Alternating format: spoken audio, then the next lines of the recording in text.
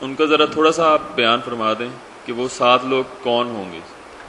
بس میں بیان کرتا ہوں، شاید کوئی رہ جائے بھول بھی ہو جائیں گے۔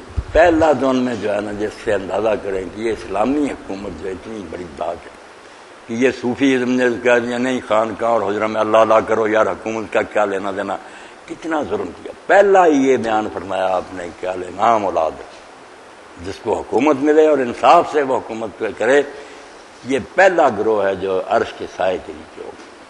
جتنی نیکی اس کی ہے، میری آپ کی نیکی تو لازم ہی نا تھوڑی دور تک جاتی ہے، تو متعدی سارے ملک میں پھیلتی ہے، ایسا اس کا عدل و انصاف جو لوگوں کو سکون نصیب کرے۔ تو پہلا گروہ تو امام عادل کا فرمایا، اور دوسری طرف فرمایا کہ جو ظالم حاکم ہے سب سے سخت عذاب اس کو ہوگا، سب کے مقابلے میں اس کو زیادہ سزا ہوگی کہ تیرے پاس اختیار تھا، تو بے بس نہیں تھا، پھر خلق خدا چیختی رہی۔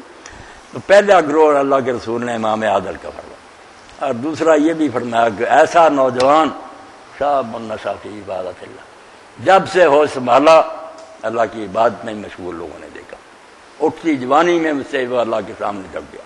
ایسے جوانوں کی بھی اللہ قدر کرے گا کہ یہ زمانہ بگڑنے کا تھا، شباب تھا، جوانی تھی، گمراہ ہو سکتا تھا، مگر اللہ کے خوف سے نوجوان بات کرتا رہا۔ اور تیسرا فرمایا کہ ایسا آدمی جس کا دل جو ہے نا مسجد میں اٹکا رہتا۔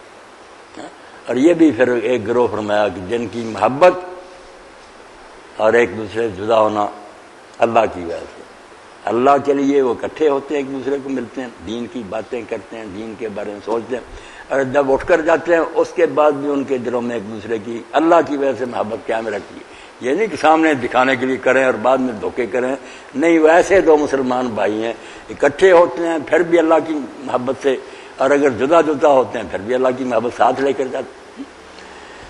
ایک فرمایا وہ اور آدمی ہے جوان، اس کو ایک خوبصورت اور مرتبے والی عورت نے بدکاری کی دعوت دی، کوئی کمینی عورت نہیں، بڑی کسی افسر کی بیوی ہے، امیر گھرانے کی ہے اور خوبصورت بھی ہے، ذات و منصب میں جلال ہے۔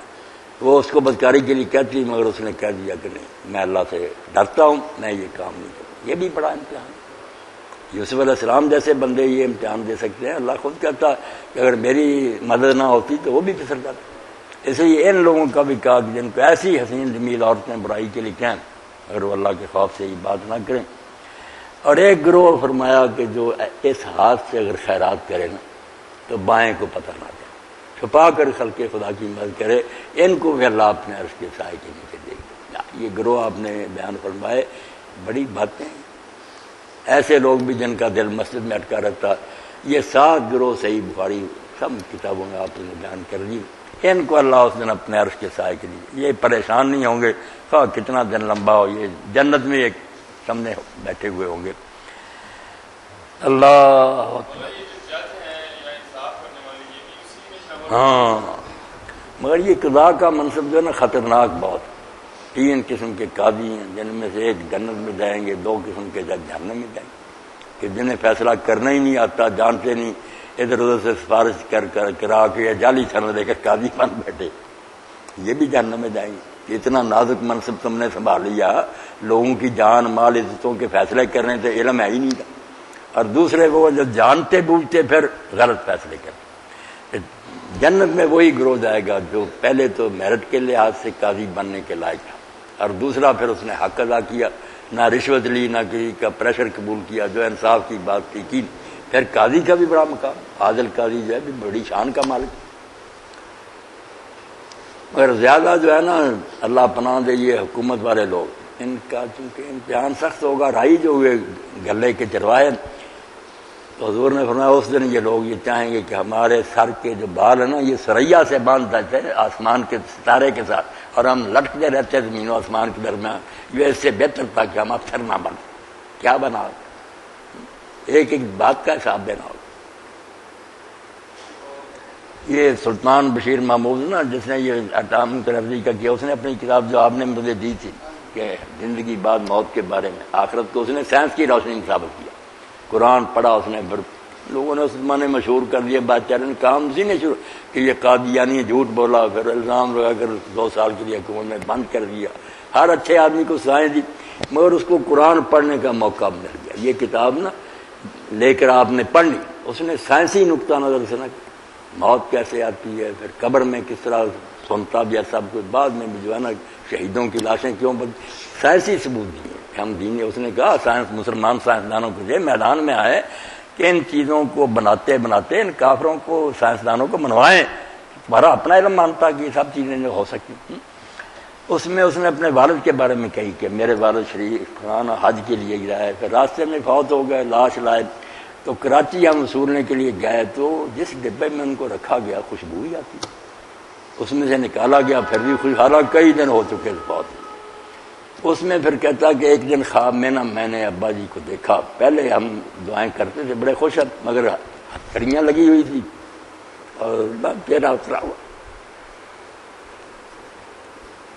اور ایک عورت جو تھی اس کا مقدمہ آیا تھا چودھری آدمی سے پنچایت میں، وہ ہے سچی تھی، اس نے ظلم نہیں کوئی کیا، صرف بہتری کی خاطر نہ صلح چاہیے، ذرا ڈانٹ دیا اس کو، وہ ڈانٹ کی وجہ سے نہ اس کو پکڑ لیا.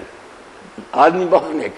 یہ پھر اس عورت کے پاس گیا، اس سے پوچھا کہ میں نے ابا کو اس حال میں دیکھا. اس نے ہاں اس وقت تو تھوڑی سی بات ہوئی تھی نا، مجھے رنج ہوا تھا کہ چودھری صاحب کو ایسا نہیں کرنا چاہیے.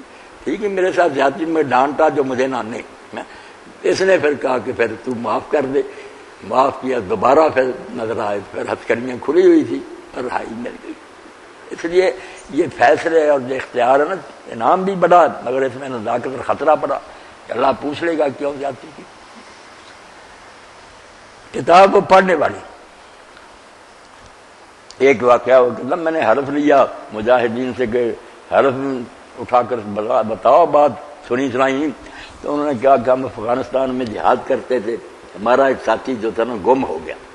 ہم نے بہت تلاش کیا، کوئی پتہ نہ چلا کہ شہید ہو گیا. یعنی ڈھونڈتے ڈھونڈتے کئی مدت کے بعد کئی مہینے ہی گزر گئے کہ ہم پہاڑ پر چڑھے، وہاں لاش تھی اور اس میں سے خوشبو آ رہی تھی، خون بھی نکل رہا تھا جیسے زندہ چلے گئے. اور ساتھ ہی عجیب بات دیکھی کہ ایک بھیڑیا اس کی لاش کے گرد نا پہرا دے رہا، کسی چیز کو اس نے قریب نہیں آنے دیا. اور جب یہ لوگ مجاہدین گئے، انہوں نے پھر کہا تیرے ذمہ جو خدا نے کام لگایا تھا نا وہ شاباش تم نے سر انجام دے دیا، اب ہمیں اجازت دے کہ ہم اس کو دفن کریں. ان کے کہنے پر بھیڑیا جلا دی، انہوں نے لاش اٹھائی دفن کر دی. تو پتہ چلا کہ جو رسول اللہ کے بعد حضرت جابر کے والد نکالے گئے تھے قبر سے، اور ذرا بھی اس میں فرق نہیں تھا جو صحیح بخاری میں ثابت ہو رہا. پوری کتاب اس طرح لکھی ہے اٹامک انرجی کے اصولوں کے مطابق کہ کس طرح تم کہتے ہو کہ موت کے بعد کچھ نہیں ہے. یہ پیاری کتاب. ٹھیک ہے آپ نے بڑی مہربانی کی، میں نے پڑھی شوق سے، سب کو پڑھنی چاہیے. اللہ اکبر.